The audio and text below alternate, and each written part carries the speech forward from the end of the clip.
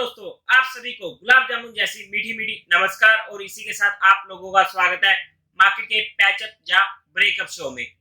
अगर हम फ्राइडे के दिन मार्केट की बात करते हैं तो मार्केट एक गैप डाउन ओपनिंग देता है 18,319 की और वहीं से हमें एक इमीडिएट बाउंस देखने को मिलता है, जैसा कि हमारी लास्ट वीडियो में बात हुई थी कि पुट कॉल रेशियो की वजह से जहां पर एक बार मैं शॉर्टिंग साइड के लिए नहीं हूं और मार्केट ऊपर जाता है और अपना हाई बनाता है 80,440 का, जो 20 की मूविंग एवरेज से 20-30 पॉइंट नीचे से मार्केट दोबारा से पलट जाती है और फिर से मार्केट ऊपर को आती है और फिर से मार्केट नीचे को जाती है और मार्केट में कभी भी सेकेंडरी बाउट नहीं की जाती है, बिकॉज वहां पर हम जैसे नॉर्मल रिटेलर्स के मन में होता है कि एक बार मार्केट वापस आ जाए तो हम वहां पर बाय कर ले, लेकिन वहां से मार्केट के ज्यादा और नीचे जाने के चांसेस हो जाते हैं और मार्केट का लो बनता है 18,255 का और क्लोजिंग देता है 18,269 की। अपने लो पर ही जाके मार्केट बंद हुई है। एक वीक क्लोजिंग हम इसे बोलने वाले हैं और इसी के साथ साथ फ्राइडे के दिन का वॉल्यूम डिस्ट्रीब्यूशन डे काउंट होने वाला है और हमारे पास 3 वॉल्यूम डिस्ट्रीब्यूशन डे हो चुके हैं। इसी के साथ अगर हम एफआई और डीआई डाटा की बात करते हैं तो एफआई ने 1975 करोड़ की सेलिंग करी है, वहीं पर डीआईएस ने 1540 करोड़ की बाइंग करी है।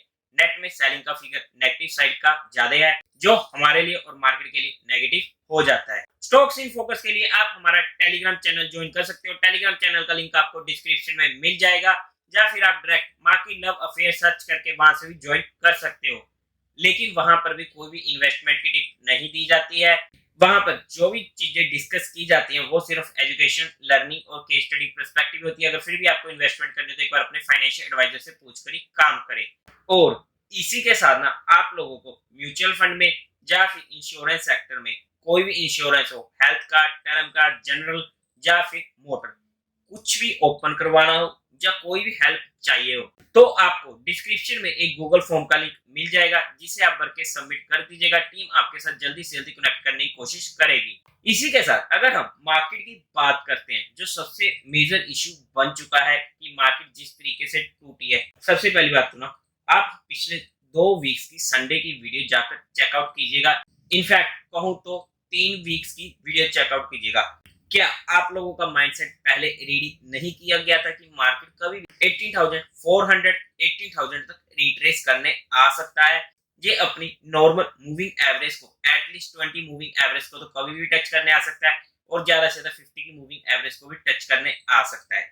लेकिन अगर मैं अब आगे की बात करूं तो अभी भी हमारी 50 की मूविंग एवरेज कभी भी टच हो सकती है, तो वहां पर हमें घबराने की बात नहीं है। और अगर मार्केट को गिरना होता है ना तो वो ऐसे ही गिरती है एकदम से, लेकिन अगर हमारे स्टॉक्स के वहां पर स्टॉप लॉस हिट हो रहे हैं तो वहां पर हमें उनकी रिस्पेक्ट करनी चाहिए।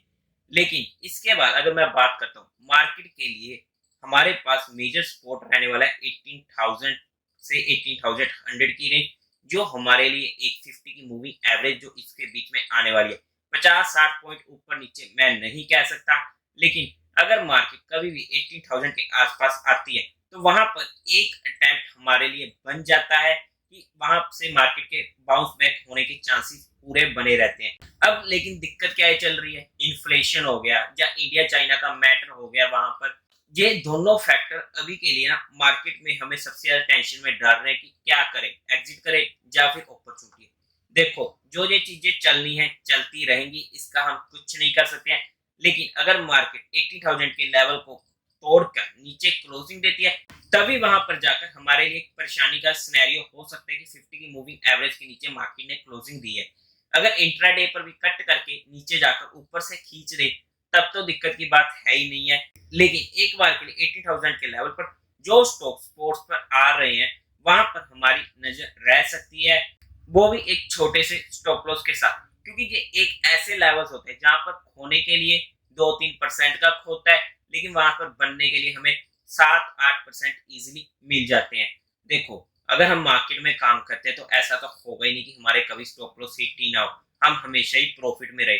जब मार्केट टूटने पर आते हैं तो वहां पर हमारे स्टॉप लॉस हिट होते हैं, लेकिन अगर हम उन स्टॉप लॉस की रिस्पेक्ट करते हैं तब हमें टेंशन लेने की जरूरत नहीं होती है। लेकिन अगर हम स्टॉप लॉस लेते ही नहीं है तो वहां पर जाकर हमारा लॉस बढ़ता रहता है।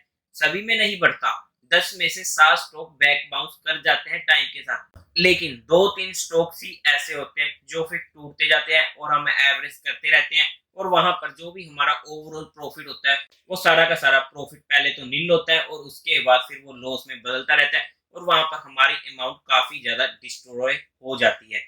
इन चीजों को हमें थोड़ा समझना पड़ेगा, तभी हम मार्केट में फ्यूचर के लिए काम कर पाएंगे। लेकिन जहां पर सबसे बड़ी दिक्कत आ जाती है कि मार्केट में प्रॉफिट बुकिंग आ रही है, मार्केट नीचे को आ रही है, ये सिनेरियो चल रहे हैं, क्या म्यूचुअल फंड में हमें एसआईपी बंद कर देनी चाहिए, या म्यूचुअल फंड में जो हमारा पैसा पड़ा है उसे हमें निकाल देना चाहिए? देखो, म्यूचुअल फंड में अगर हमारा एसआईपी वगैरह चल रहा है और हमारा पीरियड है 3 साल से ऊपर का, फिर तो हमें टेंशन लेने की जरूरत ही नहीं है। वहां पर मैं पर्सनली अपनी कोई भी एसआईपी वगैरह नहीं निकलवा रहा हूँ, वहां पर मेरा फंड ऐसे ही चलता रहेगा और मेरी एसआईपी रेगुलर रहने वाली है। लेकिन अगर हमारा पीरियड 1-2 साल का है कि हमें 1-2 साल बाद पैसे की जरूरत पड़ती है, तो वहां पर हमें सोचना पड़ता है। उसके लिए आप हमारी टीम से कनेक्ट कर सकते हो। आपको एक डिस्क्रिप्शन में गूगल फॉर्म का लिंक मिल जाएगा, जिसे भर के आप सबमिट कर दीजिएगा, जहां से आपके साथ टीम कनेक्ट करके आपकी क्वेरी को सॉल्व करने की कोशिश करेगी। लेकिन अपार्ट फ्रॉम ऑल थिंग्स, अब अगर मार्केट में हमें बाउंस आना है तो 18,000 के लेवल एक ऐसा इंपॉर्टेंट लेवल आ जाता है कि वहां पर हमारे पास एक बाउंस बैक आने के चांसेस हो जाते हैं, और वहां पर हमारे लिए अच्छा स्विंग का मौका मिल जाता है। और अगर मार्केट 18,000 के नीचे बंद होती है, या फिर मार्केट का ट्रेंड अप ट्रेंड से न्यूट्रल में आ जाता है कि हमें 1 या 2 वॉल्यूम डिस्ट्रीब्यूशन डे और देखने को मिल गए, तब तो जाकर वहां पर हमें थोड़ा कोशिश होना पड़ेगा, हमें हमारी क्वांटिटीज को कंट्रोल करना पड़ेगा।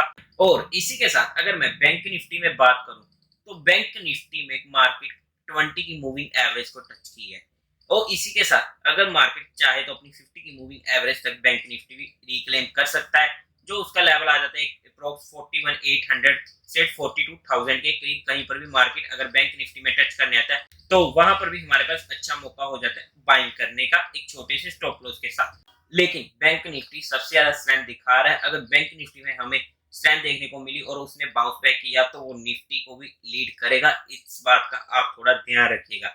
और इसी के साथ अगर हम कल के लिए लेवल्स की बात करते हैं, तो 18,000 से 18,100 की हमारे पास मेजर सपोर्ट रहने वाली है। और अगर मैं रेजिस्टेंस की बात करता हूं, तो 18,400 की हमें रेजिस्टेंस मिलने वाला है। तो देवी और सज्जनों, उम्मीद है आप लोगों को ये वीडियो अच्छी लगी होगी, और इस वीडियो को लाइक करें, शेयर करें और चैनल को सब्सक्राइब करें। Thank you very much.